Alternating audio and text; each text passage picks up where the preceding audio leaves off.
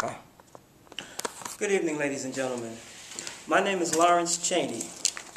In light of the fact this is the 300th year anniversary of the William Lynch letter, I decided that I need to allow myself to put forth a theory as to why the William Lynch letter was written in the first place.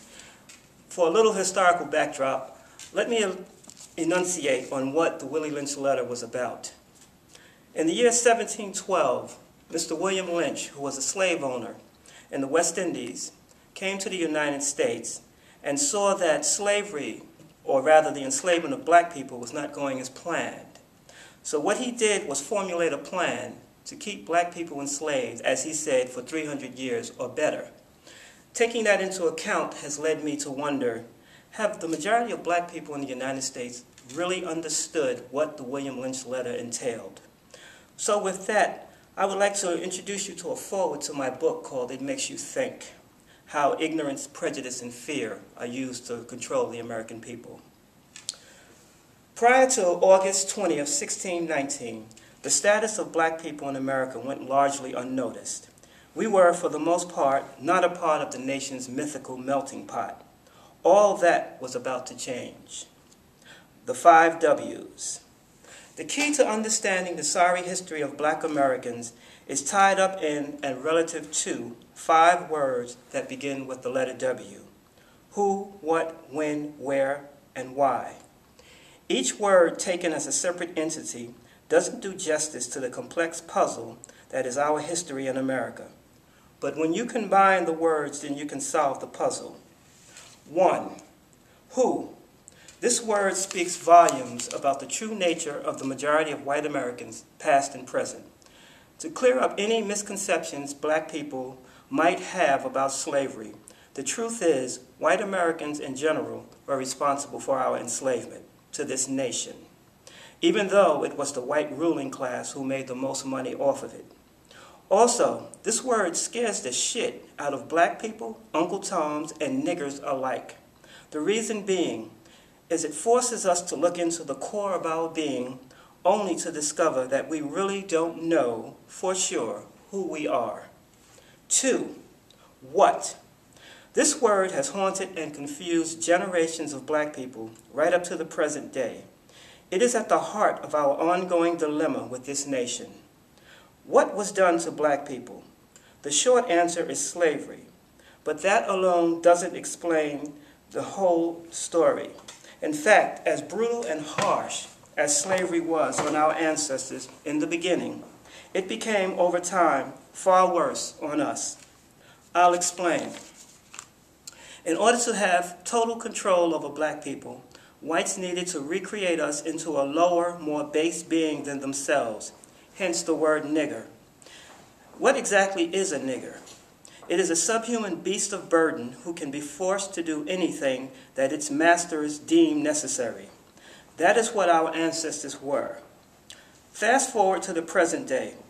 All black people, no matter what their economic status, is to a certain degree a nigger. Our total identity as a still enslaved people to America is tied up in and relative to our slave ancestors. For us, the past is the present. Make no mistake, we are not a free people. Another way of looking at our problem is to look into a mirror and see nothing. That is what we've become, a substance devoid of any true meaning or reflection. That answers the what question. 3. When. Since far too many black people lack an awareness of our history in this nation, prevents them from knowing when our problems with this nation began. White Europeans and their white American descendants actually decided that we were nothing more than slaves. The generally accepted date is August 20th, 1619. For it was on that date when a slave ship carrying 20 captured Africans dropped off its legacy to future generations of black Americans. From that point to the present day, we became Toby, nigger, coon, Negro, black, colored, African Americans, and Afro-Americans, and rejects within our own nation. My point being, we are no longer an African people. What we are is a motley crew of brainwashed slaves devoid of a true identity. 4. Where? This word speaks to a long-forgotten concept that was once pondered by black people many years ago, most notably Dr. King and Malcolm X. Where do we go from here? To me, it seems as though our entire history in this nation, as well as our future, rests on an answer to that question. Since most black people in this nation call themselves Americans, I base my thought process on that misguided premise. First, let me start off by saying all black people who are born here are only Americans in theory.